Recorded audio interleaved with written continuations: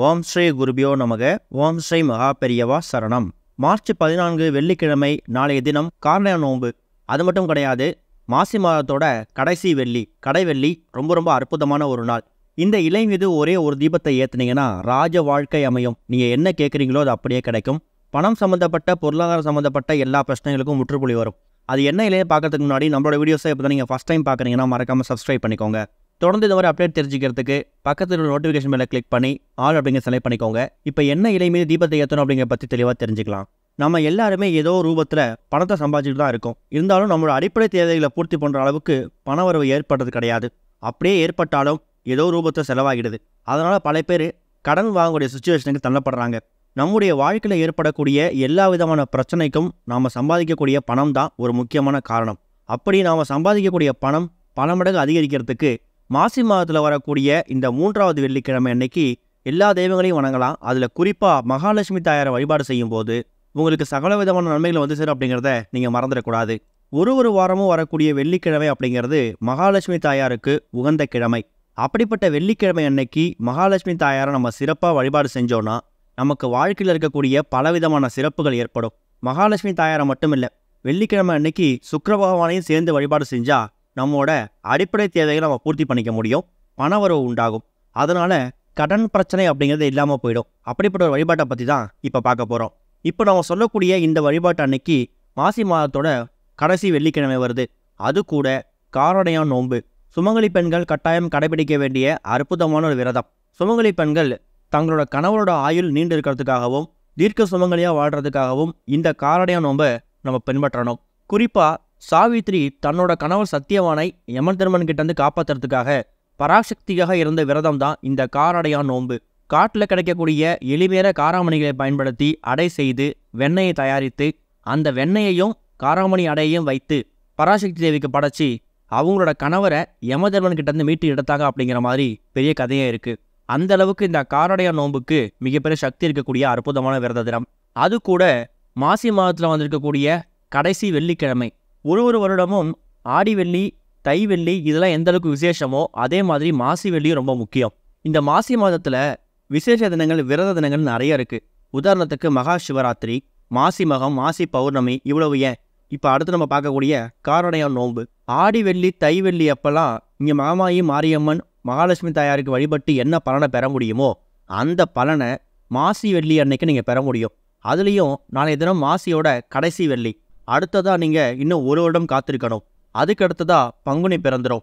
ஏன்னா நாளைய தினம் மாசி மாதத்தோட கடைசி நாளும் சேர்ந்து வந்திருக்கு. இப்போ நம்ம சொல்லக்கூடிய இந்த வழிபாட்டுக்கும் காரடையான் நோன்பு வழிபாட்டுக்கும் உங்களுக்கு எந்த இடைஞ்சலும் ஏற்படாது.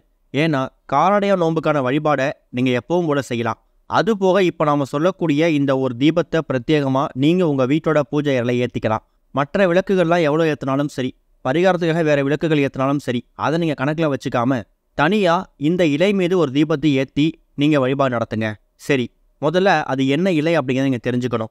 அதாவது ஒருத்தவங்க சாதாரணமான வாழ்க்கையை வாழ்கிறதுக்கும் ராஜ வாழ்க்கை வாழ்கிறதுக்கும் வித்தியாசம் இருக்குது. ராஜா அப்படின்னு சொன்னாலே ஒரு கம்பீரம், ஒரு பெரிய தோரணை தான். அதே மாதிரி மரங்கள்லேயே ராஜாவாக இருக்கக்கூடிய இந்த அரச மரம். இந்த அரச மரத்தோட இலை இருக்குல்ல, இது ரொம்ப சக்தி வாய்ந்த ஒரு இலை.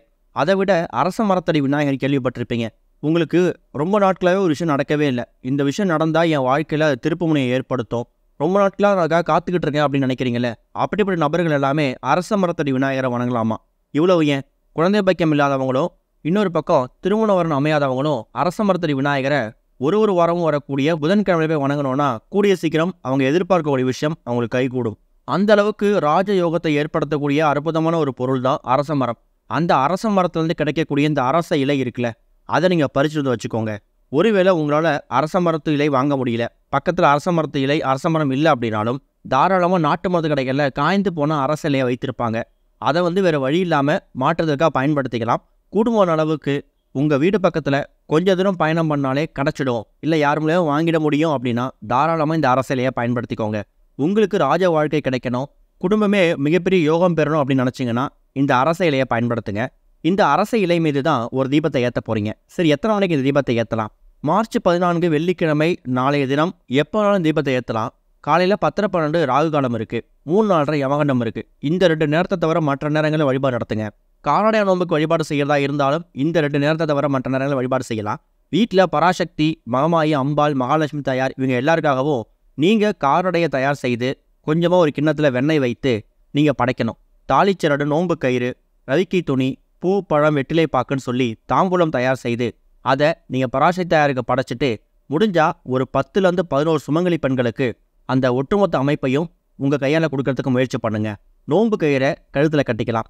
அதே மாதிரி இந்த ஒரு காரடையா நோன்பு அன்னைக்கு தாலிக்கயிறை மாற்றிக்கிட்டோன்னா கணவரோட ஆயுள் நீண்டு இருக்கும் அப்படிங்கிறது ஒரு பெரிய நம்பிக்கை. அதனால் தாளிச்சரடும் மாற்றிக்கலாம். இது போக மாலை ஒரு 6-7 மணிக்கு மேலே வீட்டோட பூஜை அறையில் நீங்கள் தயார் செய்து வைத்திருக்கக்கூடிய அந்த அரச இலை இருக்குல்ல, அந்த அரச இலையை கழுவி சுத்தப்படுத்தி அதுக்கு மஞ்சள் குங்குமம் போட்டோ இல்லை சந்தன குங்குமம் போட்டோ வச்சுடுங்க.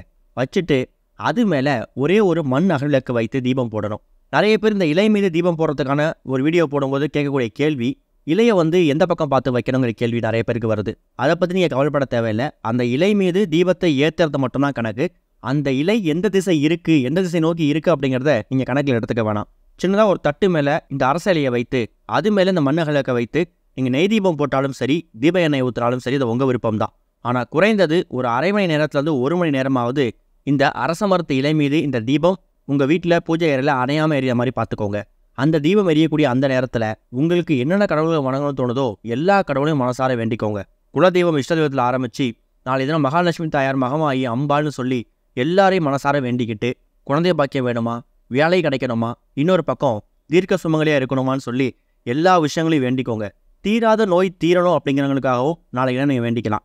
இந்த அரச இலை மீது தீபத்தை ஏற்றிட்டு கூடுதலாக நீங்கள் சுக்கிர பகவானை வணங்குறதும் விசேஷம். அந்த அரச இலைக்கு பக்கத்திலே சின்னதாக கிண்ணத்தில் வெள்ளை மொச்சை எடுத்து வச்சு அந்த வெள்ளை மொச்சையை சுக்கிர பகவானுக்கு நீங்கள் படைக்கலாம். சின்ன சின்ன விஷயங்கள் மாதிரி தெரியும், ஆனால் இது எல்லாமே உங்கள் வாழ்க்கையில் ஒரு பெரிய மாற்றங்களை ஏற்படுத்த போகுது அப்படிங்கிறத நீங்கள் மறந்துடக்கூடாது. அரை மணி நேரத்துலேருந்து 1 மணி நேரம் வரைக்கும் அந்த அரச இலை மீது அந்த தீபம் எரிஞ்சதுக்கு அப்புறமா எப்பவும் கூட நீங்கள் உங்கள் அன்றாட வேலை பார்க்கலாம். விளக்கை குளிர வச்சுட்டு அந்த மண் அகல்விளக்கை மட்டும் எடுத்து வச்சுட்டு அந்த அரச இலை இருக்குல்ல, இதை ஒரு பேப்பரில் 4ஆக மடித்து பத்திரப்படுத்தி வச்சுக்கோங்க. பீரோவில் தான் வைக்கணும், லாக்கரில் தான் வைக்கணும் அப்படிங்கிற கட்டாயம் கிடையாது.